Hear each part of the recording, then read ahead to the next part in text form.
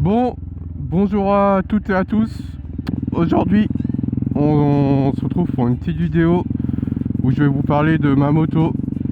Donc, c'est une Yamaha 125 WRX qui date de fin 2014, début 2015. Donc, je vais essayer de vous parler de ses points forts, les points positifs et les points négatifs de la moto. Donc pourquoi je l'ai acheté, mon ressenti avec, et enfin je vais parler de les modifications que j'ai faites dessus, que ce soit autant esthétique ou encore mécanique. Donc tout d'abord, le premier point positif de cette moto, c'est son moteur. Alors elle est équipée d'un moteur Minarelli 125, donc 124,7 cm3 exactement, 4 temps à refroidissement liquide, 3-4 soupapes, bon ça on s'en branle mais bon.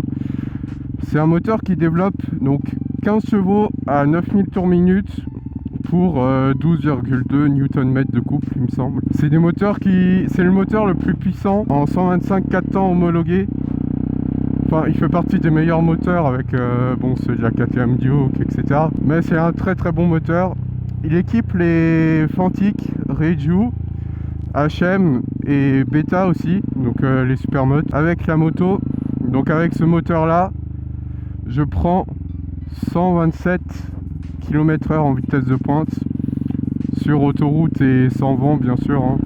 J'ai déjà pris 130, donc 130 km/h au rupteur parce que 130 c'est le fond de 6 logiquement. Donc son premier point positif, son moteur qui est un des plus performants, des plus polyvalents. Il est très coupleux en bas régime, donc bas dans les tours, et c'est un très bon moteur. Franchement je l'aime vraiment beaucoup. Il est très souple, il est très bien. Bon après c'est une moto de 15 chevaux, donc c'est pas non plus un S1000 RR quoi. Mais bon, ensuite, son deuxième point positif, c'est sa fiabilité. Bah comme dit avant, c'est un moteur de 4 temps. Un moteur de 4 temps, qu'est-ce que je suis con. C'est un 4 temps, donc c'est pas un 2 temps. Il n'y a pas besoin de faire des vidanges tous les je sais pas combien d'heures, changer un piston tous les je sais pas combien d'heures. Moi j'ai eu aucun problème niveau moteur avec. Donc là je viens de lui faire un piston, elle a 42 500 km, je lui ai fait un piston à 40 000. Du coup voilà, tant que c'est entretenu, tant que tu fais tes vidanges, tant que tu laisses chauffer ta moto, tant que tu lui en mets pas plein la gueule à chaque sortie, bah, ça reste des motos extrêmement fiables quoi. Le seul souci que j'ai eu avec, c'était un joint d'étanchéité, donc là, du frein avant, qui était poreux et du coup je perdais du liquide de frein quoi. C'est assez problématique parce que bon, j'ai pas envie de me prendre un bus dans la gueule. Déjà que je suis assez con comme ça, mais bon. Non, sa fiabilité, franchement, sur ce point-là, il n'y a rien à dire. C'est des moteurs qui peuvent aller, bon, je dirais facile jusqu'aux 100 000 km. Donc voilà. Ensuite, un troisième point positif, son autonomie. Du coup je vais le rabâcher encore, mais c'est un 4 temps. Et un 4 temps comparé à un 2 temps, bah, niveau consommation, bon certes niveau puissance ça n'a aussi rien à voir, à cylindrée égale. Mais niveau consommation, ça consomme rien. Mais vraiment rien de chez rien. J'ai un réservoir de 7 litres et demi avec 1 litre de réserve en plus. Et avec un plein, avec un vrai plein, je fais entre 230 et 240 km. Donc c'est vraiment rien pour une moto quoi. Enfin, c'est pas grand chose comparé à d'autres. Et ça pour les jeunes qui ont pas de l'argent de poche tous les mois, voilà quoi, c'est la richesse. Et ben c'est vraiment un point fort sympathique. T'as pas besoin de faire ton plein tous les je sais pas combien de temps. Voilà, je sais même pas où je vais, je parle mais je parle et je roule à l'aide de mes connaissances en fait. Donc voilà, l'autonomie de la moto, c'est vraiment un point fort. Ensuite, comme quatrième point positif, pour mettre son bruit et sa sonorité, qui est franchement juste magnifique avec une ligne. Moi personnellement j'ai une ligne Arrow, donc décatalysée bien sûr, des chicanes. Quoi hein? Non, avec la chicane toujours hein. Et le bruit il est juste magnifique de cette moto. Donc voilà, vous avez pu écouter le bruit, puis on passe à la suite. Non je rigole. La moto tu pourras mettre n'importe quelle ligne d'échappement, tant qu'elle est décatalysée, elle fera un bruit et un boucan phénoménal pour un 125. Pour un 125 je précise hein. C'est bon, tu compares à d'autres cylindrés, c'est rien quoi. Mais pour un 125 c'est magnifique. Moi j'ai déjà des gens qui m'ont demandé, qui ont confondu le bruit avec un 4,5, donc un 450 ou alors un 250. Parce que voilà, à l'arrêt elle fait un très joli bruit quoi. Et puis même au niveau châssis et tout, on pourrait le confondre avec une grosse moto. Faut savoir qu'elle existe aussi en 250 cette moto, donc c'est pour ça aussi que on pourrait la confondre. Ensuite je sais plus quoi dire. Alors, il y avait le moteur, la fiabilité, l'autonomie, le bruit, le look. Alors le look de cette moto, franchement, je le kiffe de ouf. C'est un super mode. Donc déjà, là, il n'y a rien à rajouter. À partir du moment où c'est un super mode, bah, les super modes, c'est magnifique. Non, en vrai, je connais peu de 125 ans super modes qui ont cette gueule-là. C'est une gueule qui est vraiment magnifique. C'est une moto qui date de 2007. Non, qu'est-ce que je raconte? Moi, je dis de la merde. Ma moto, elle date de fin 2014. Les WRX, elles ont été arrêtées de produire en 2016. Donc ça reste des looks assez modernes, autant au niveau des carénages que tous les autres équipements. Donc les commodos, les optiques et tout, ça reste des tronches modernes et récentes. De plus, un supermode c'est facilement personnalisable et ça c'est un c'est un très très bon point positif. Parce que, bah, en tout cas pour moi, parce que moi j'aime pas les motos qui ordinaires quoi.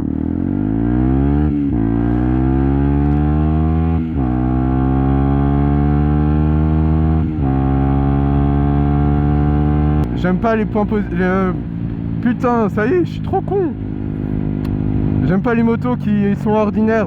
Donc un supermode c'est très facilement personnalisable. Tu pourras le mettre à ta sauce comme tu veux, autant du niveau des kits déco que les jantes. Tu peux tout faire avec. C'est moins limité en termes de choix et de personnalisation qu'une autre moto. Et personnellement, moi c'est ce que j'ai fait, je l'ai mise à ma sauce. Je lui ai posé un kit déco de chez Kit Déco Moto.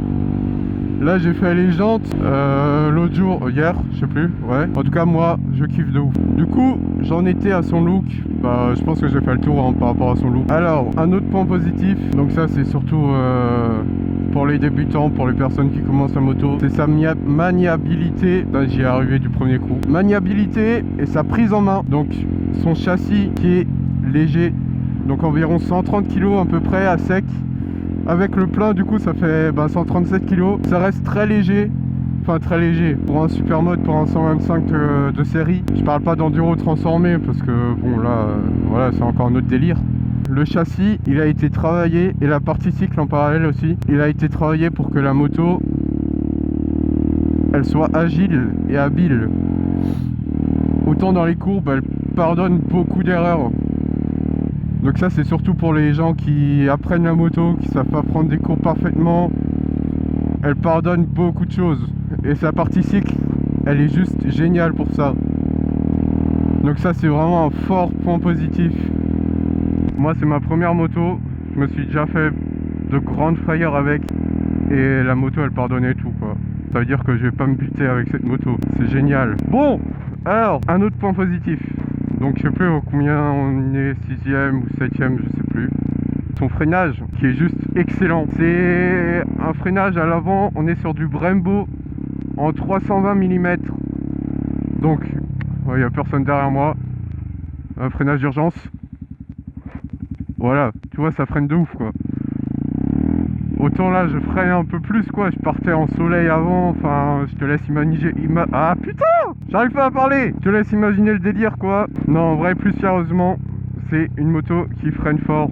Et ça, pour la sécurité, c'est pas un point qui est négligeable. Elle met en confiance, c'est fort sympathique.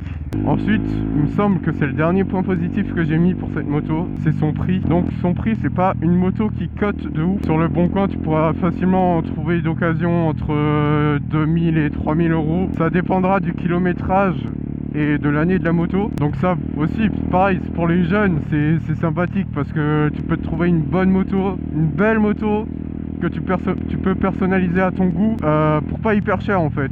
Donc moi personnellement c'est ce que j'ai fait. Ma moto je l'ai achetée, elle avait 30 000 km, j'ai payé environ 2500 euros. Donc c'est pas hyper cher, ça reste raisonnable. Bon bref, le prix il est vraiment bien. C'est pas des motos qui coûtent cher comparé à un 125 4 temps neuf ou alors un 125 2 temps, même d'occasion hein. Oh putain ce bruit, comment je le kiffe! C'est trop beau putain! Je crois que j'en ai fini avec les points positifs. Ouais j'ai commis ça en point positif, mais ça reste déjà pas mal pour une moto. Donc maintenant je pense que je pourrais passer au point négatif. Alors, tout d'abord, le compteur.